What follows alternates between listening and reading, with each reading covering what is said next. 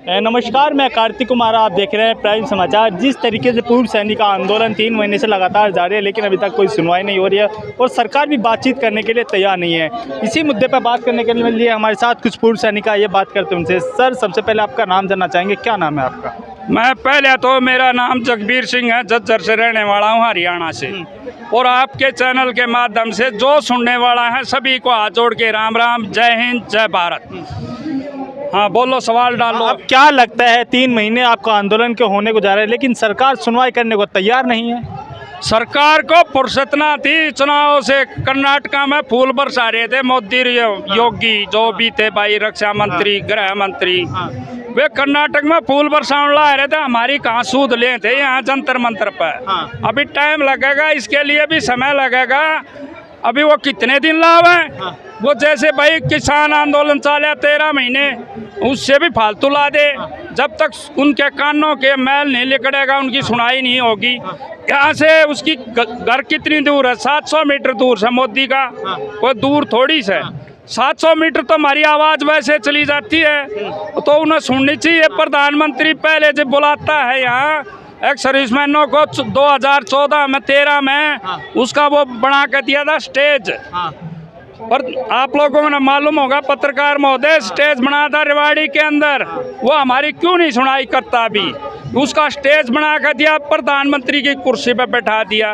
अभी हमारी बातें नहीं सुनते, तो ये सुननी चाहिए मोदी साहब ने। क्या लगता है आपको, किन वजह से आखिर आपकी सुनवाई नहीं हो रही है? कोई नाराजगी तो नहीं है ना आपसे? भाई बैठे इसमें IPS अफसर और जो हमारे कर्नल साहब, जनरल साहब हैं, वे जब तक हमारे बीच में बात नहीं करेंगे उसका निपटारा नहीं होता। क्यों? वे हमारे से चिढ़ते हैं। 200 दिन इस नीम के नीचे पेड़ के तले दिया था यहाँ, सुखबीर जनरल साहब के नीचे। उसकी अध्यक्षता में 200 दिन धरना दिया था यहाँ। उसको भी सूद नहीं आ रही, क्यों? वो पहले उसका प्लेटफार्म बना के दिया पार्लियामेंट हाउस में, उसका जगह बैठने का अपना काम कर लिया भीतरले कमरे में बैठ के। और हमारी नहीं करा। ORJC छोड़ दिए।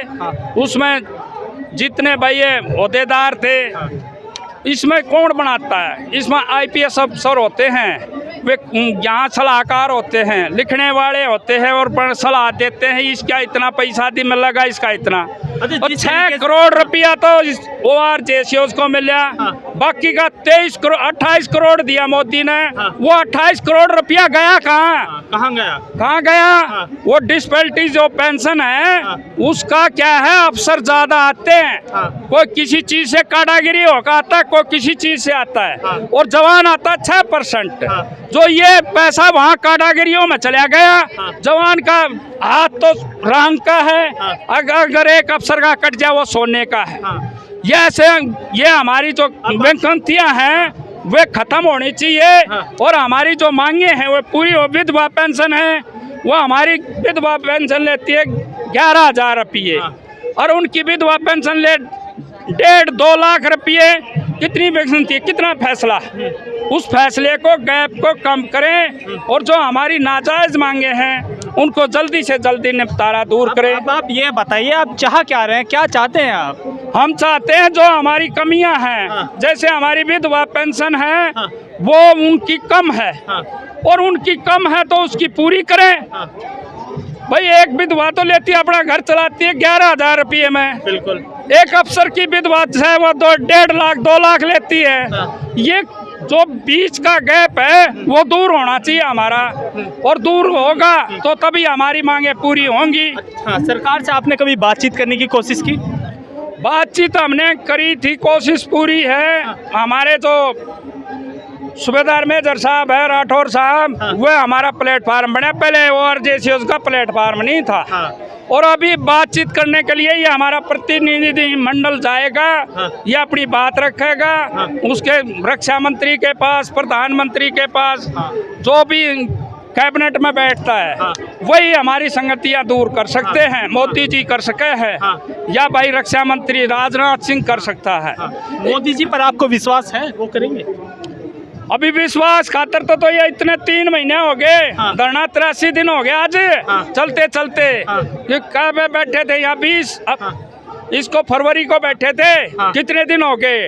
पत्रकार महोदय रोज आओ आप भी। ये 84 से 85 दिन हो गए। हाँ, और भाई अब जब तक संगतियां दूर नहीं होगी, जो हमारी मांगे हैं, विधवा पेंशन है, डिसेबिलिटी पेंशन है, जो हमारी कमियां हैं उनको दूर कर दो, हम अपना धरना खत्म कर देंगे। सरकारी अधिकारियों से कुछ बात हुई हो, जो सरकार के नुमाइंदे उनसे बात हुई है, क्या कहना है उनका, क्या जवाब आता है उधर से जवाब? भाई अभी हमारा प्रतिनिधि मंडल मिलने जाएगा, उसको टाइम देंगे, अभी देंगे, टाइम लगेगा, थोड़ा और लगेगा, क्यों अभी तक तो सरकार कर्नाटका में बिजी थी फूल बरसाउन में, वो फूल खत्म हो गए, आगे दिल्ली में। लेकिन फूल बरसाने के बावजूद भी हार गई है वहाँ पे सरकार। वही हार जीत का तो वे जाने, उनकी कमियां जाने, ये हम क्या बताओ, हम उस राजनीति पक्ष में नहीं हिस्सा लेते, हम अक्सर उसमें है। आपको लगता है उस हार के बाद आपकी सुनवाई होगी? हाँ देखो भाई, कहना हमें लिखट जाएगा तो सुनवाई हो जाएगी, मोदी सुन लेगा।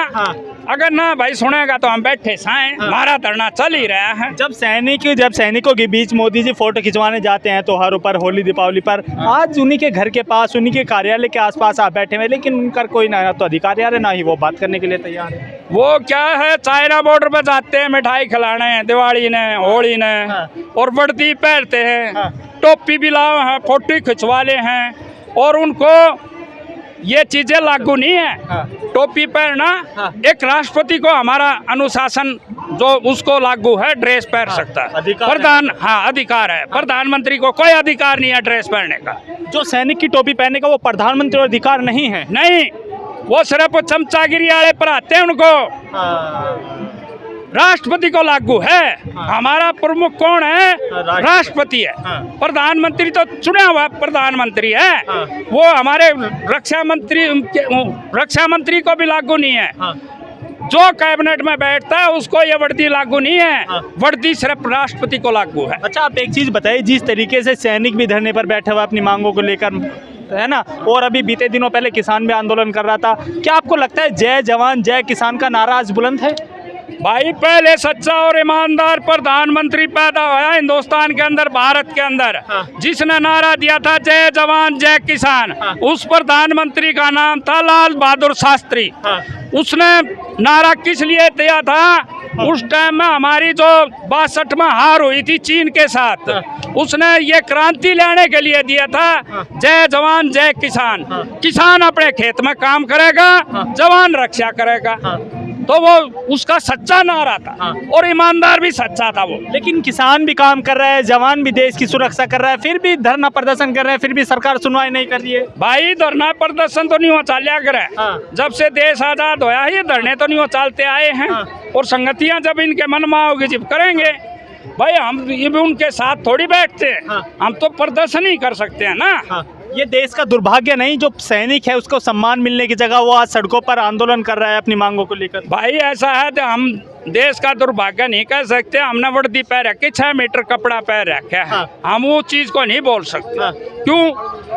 उस चीज के लिए बोलने के लिए जो सिविलियन आदमी बोल सकता है, जिसने वर्दी का 6 मीटर कपड़ा पहन लिया वो नहीं बोल सकता, देश के बरखिलाफ नहीं बोल सकता। अच्छा, आप एक चीज़ बताइए, जिस तरीके से आपका आंदोलन चल रहा है, अगर आपकी मांगे नहीं मानी जाती है, जैसे कर्नाटक में सरकार हार गई है बीजेपी की, तो अगर आपकी मांगे नहीं मानी जाती है तो बीजेपी को इसका खामियाजा भुगतना पड़ सकता है?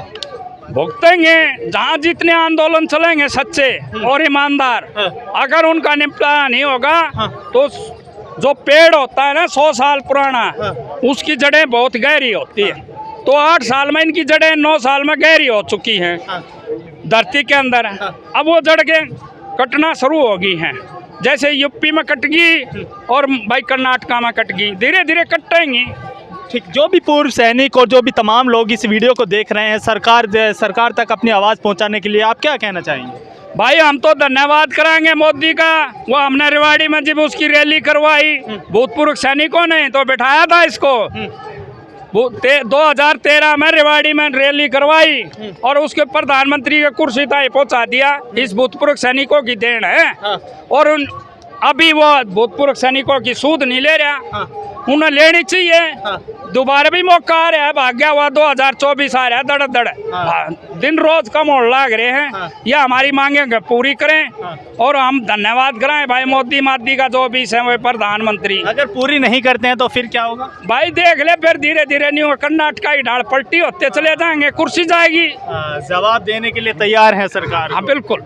और आंदोलन ये खत्म हो गए, ऐसे ही चलता रहेगा? भाई आंदोलन जब तक हमारी संगतियां दूर नहीं होंगी हाँ। तो ये आंदोलन नहीं हो चलेगा। हाँ।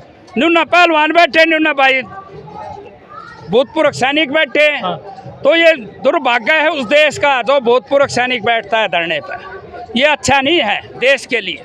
क्यों, जो रक्षा करके आया हाँ। और उसकी मांग क्या मांग है, छोटी सी मांगे हैं। हाँ। जो खामियाजी जो बीच में हमारी गलतियां हैं उनको दूर कर दे। एक अफसर का हाथ है वो सोने का थोड़ी है, उसका कट जाता है, उसको तो पैसे मिलते हैं 1.5 लाख 2 लाख 5 लाख। एक सिपाही का कट जाए उसका मिलना 6,000 7,000। क्या वो सोने का बना है? तो ये भाई संगतियां हैं हमारी, दूर करे। जय हिंद, जय भारत, जय किसान। ठीक, देखिए थे हमारे साथ कुछ पूर्व सैनिक, इनका साफ कहना अगर सरकार हमारी मांगे नहीं मानती है तो जैसे कर्नाटक में इसका अंजाम सरकार को भुगतना पड़ा बीजेपी सरकार को, वैसे ही जो लोकसभा चुनाव आगामी है 2024 में उसका भी अंजाम भुगतना पड़ सकता है। और ये आंदोलन उन्होंने साफ कहते हैं ये आंदोलन खत्म होने वाला नहीं है, ये आंदोलन यूं ही जारी रहेगा। इसी तरह की तमाम खबरें देखने के लिए प्राइम समाचार को लाइक करें, शेयर करें और सब्सक्राइब करें।